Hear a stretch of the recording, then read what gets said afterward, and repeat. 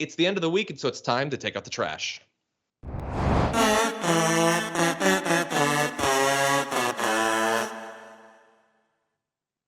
Okay, Jessica Burbank, for the first time ever, who is your garbage person of the week? All right, Brett, if you're out there watching, my garbage person is Brett. Not Brett, who's usually here on Fridays. It's Brett Favre.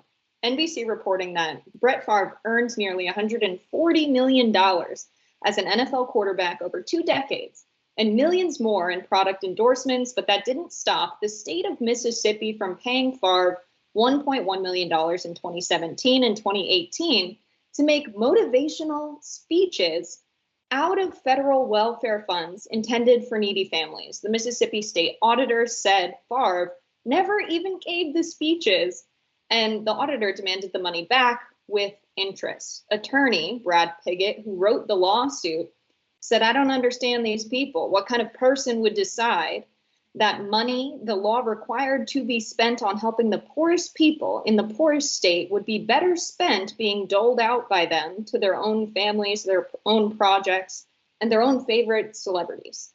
Mississippi Today reporting that now Favre's attorneys are questioning whether the athlete can be held liable for failing to attend events he knew nothing about, such as an assembly in Tupelo, the singular interest of the FBI, who is now investigating Favre, according to Holmes. So why was he taking $1.1 million if it wasn't even for speeches? He wasn't aware of the speeches. Where did he think the money was really coming from? He's given the money back, but only because now the FBI is investigating, and he's been investigated by the Auditor General there. Meanwhile, let's look at what the drinking water looks like in Mississippi today. This was posted to Twitter by a resident there. Income inequality is awful in Mississippi. We know that this was a state that was a terrible slave state. And you can imagine that, when the Civil War was won, there wasn't much restructuring done to the economy in Mississippi. Wealth remained in the hands of people who ran those plantations, and it's getting worse. So this graphic is from the Center on Budget and Policy Priorities. You can see that the poorest 20% in Mississippi is losing their share of income, while the richest 20% is making 20% gains.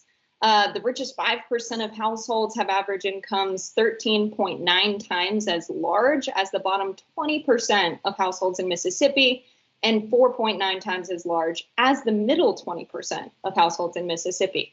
And Brett Favre is taking the money that is supposed to go to welfare. So he is my garbage person. That's a good one. Yeah, that is way too much money to be paying anyone to give a couple of motivational speeches, especially someone who is a multi-millionaire who could just do it. Like, you had a successful career, you are rich and famous, you can just go and do some good stuff. Like, why can't more people just Jimmy Carter the last couple decades of their life, honestly? He didn't need the money. The fact that he would hold on to the money despite never giving the speeches. First of all, why are they paying him before he does the work to pay him so much? There was no one else you could get that would be willing to do it for less or for free. That is just absurd, honestly. And I'm glad that they finally got the money back. He certainly didn't need it. This is just such a bad look. Yeah. Motivational speeches are not a replacement for welfare. What is the thinking there? Like, oh, we'll just make them so motivated. They'll work so hard. They'll be able to pay their bills. No, the reason that they need to be on welfare is because their labor is exploited by precisely the people that are giving the millions of dollars to Brett Favre. Like, the income inequality graphics demonstrate that quite well. Yeah, and who made the choice? Like, I'm just saying, maybe look into them. Maybe they just wanted to hang out with Brett Favre. Maybe they thought, well, he'll come, I'll be there, I can hang out with him. Maybe, I don't know. The whole thing looks really dirty. Yeah. Anyway, but great garbage person.